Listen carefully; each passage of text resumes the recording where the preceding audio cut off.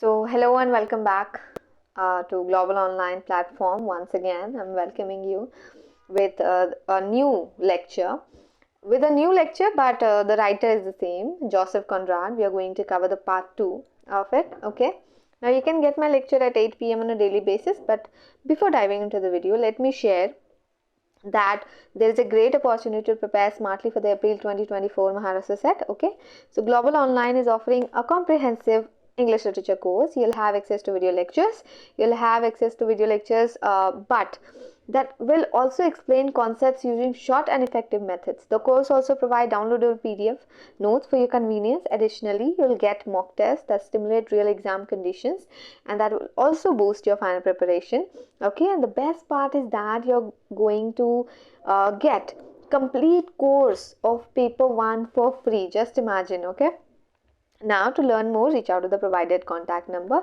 Now wait a minute. Now if you want to watch the free videos, first download the Global Online app. Okay, once you are in, head to the store section. They'll find details of all the courses. Use the search bar to directly type in the course name and you will see an overview along with fees for the duration. Click on the content section.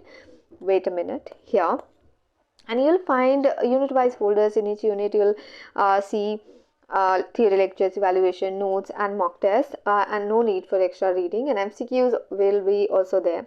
Now if you decide to join the paid course, do remember that we are starting a new batch from 22nd of February. Don't forget the date, 22nd of February, and that will also be helpful when you'll also be added to a WhatsApp group. In that group you will receive PDF for each session along with the videos link. It's a great way to stay connected and get additional resources. So happy learning. Okay, so let's start with the writer.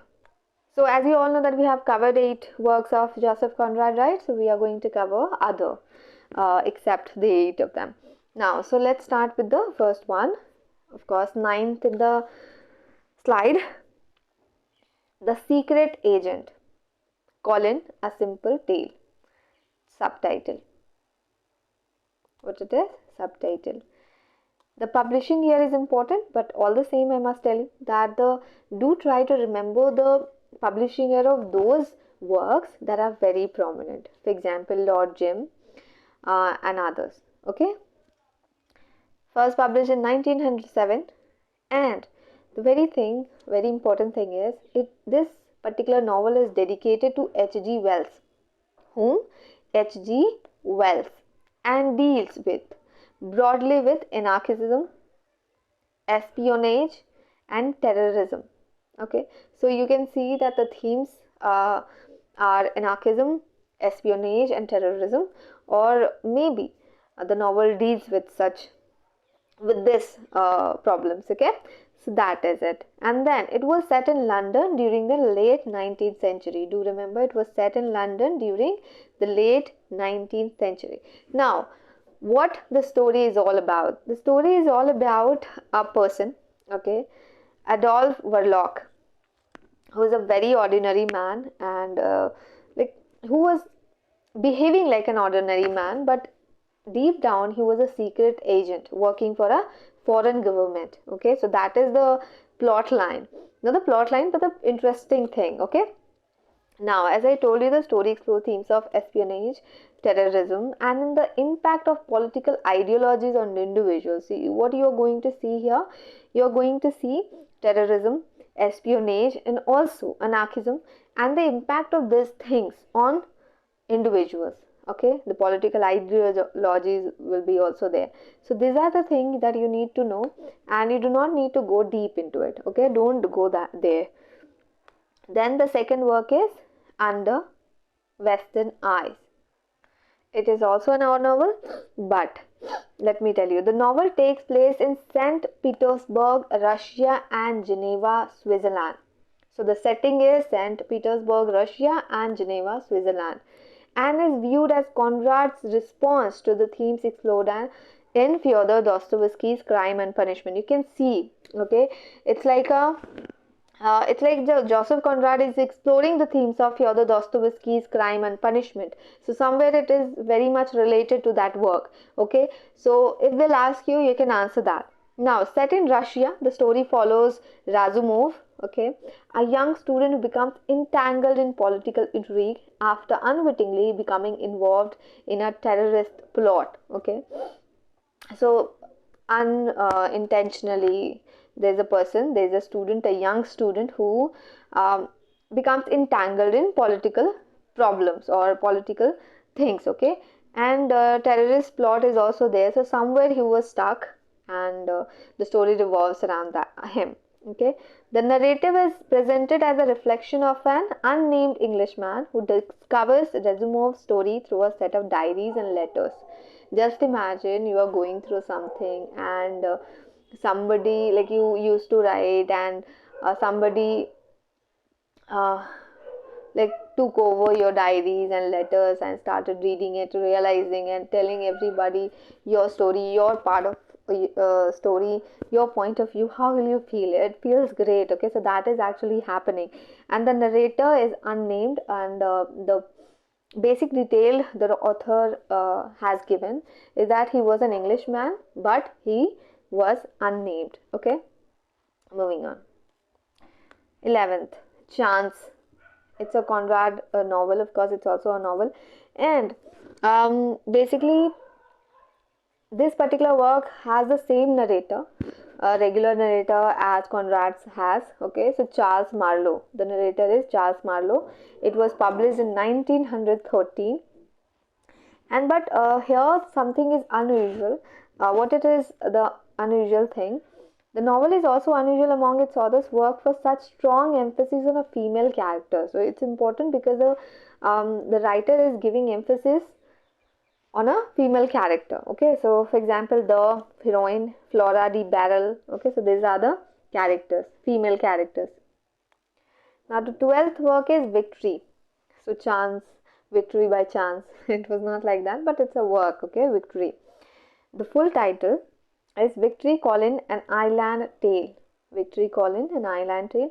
You don't need to read a lot about these works. Okay, just get into your head that, try to get into your head that these are the works written by Joseph Conrad, have been compared to Shakespeare's Hamlet. So it was being compared to Shakespeare's Hamlet. Do remember that. 13th work, The Shadow Line.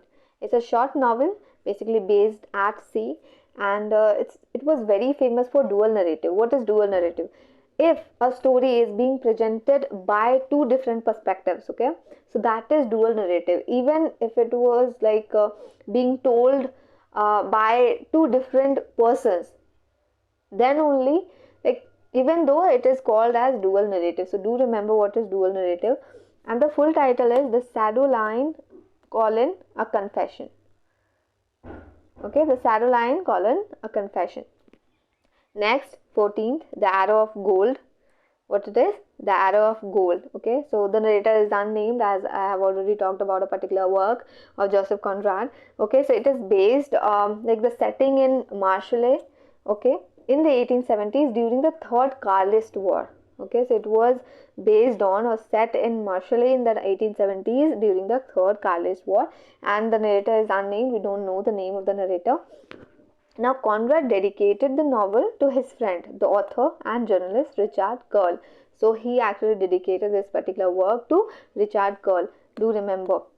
Moving on to the 15th work, The Rescue, a Romance of the Shallows. Rescue, a Romance of the Shallows, 1920. So sometimes it is called as the Linger trilogy. Okay, so there are three works. Of course, trilogy consists three works. So three novels to be published after Elmire's Folly. This one is the last novel, okay, in the Linger trilogy. So first one is Elmire's Folly, 1895, and then An Outcast of the Islands, 1896. The third one is The Rescue, a Romance of the Shallows, 1920. Do remember that The Rescue is the last work in the trilogy, Linger trilogy. Now sometimes it is described, the work basically is described as a romance of the shallow. Okay, so as the whole title says.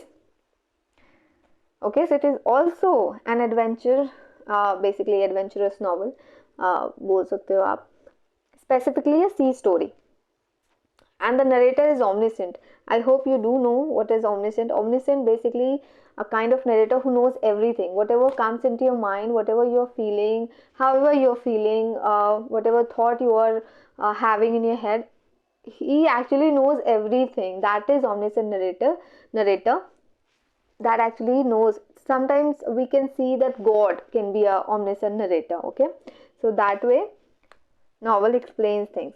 Now the 16th work is the nature of a crime, somewhere related to crime and punishment, or the title basically.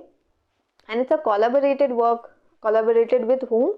With Ford Madox Ford, of course, a writer, right?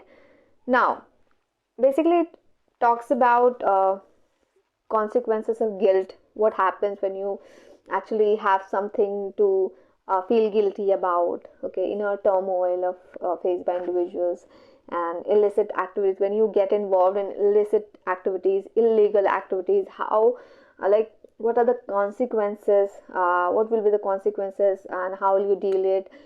Guilt will be there. So these are the things that is basically there. So don't need to go very far with this, just stay here. Okay, now the 17th work is The Rover, and this is the last complete novel. I am mentioning this as last complete novel because I am going to tell you one more work that is unfinished and published posthumously. Okay, so I am going to tell you, wait. Now it was first published in 1923. I have just mentioned, but you don't need to remember this. Okay, The Rover, somewhere you'll get confused because there's another work, okay, by somebody, Afra Ben. So you don't get confused. There is other work by Afra Ben, and also there is a work by Joseph Conrad. So don't get confused. It's a last complete novel of Joseph Conrad. Okay, so when somebody will ask, you can answer that. Now basically Joseph Conrad has mentioned an epigraph as well.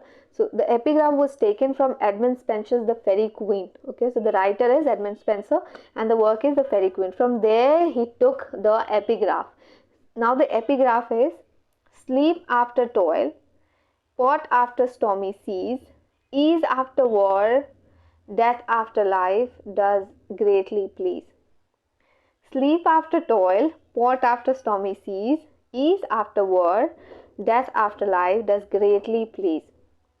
Okay, so this is something I feel very attracted to, and if you understand these lines, you'll feel okay, this is something that is very interesting and true. Okay, now the 18th work is Suspense, that I am talking about, that I was talking about. Okay, so it was unfinished and published posthumously. So do remember, there is a work by Joseph Conrad that was unfinished, left unfinished. Okay, so that is Suspense. Okay, so it has a lot of works that has only single word title: suspense, then chance, victory, right? So these are the works, and do remember to cover them. Don't read a lot about it, just stick there. And all the very best, and thank you so much for your patience. I hope it helps.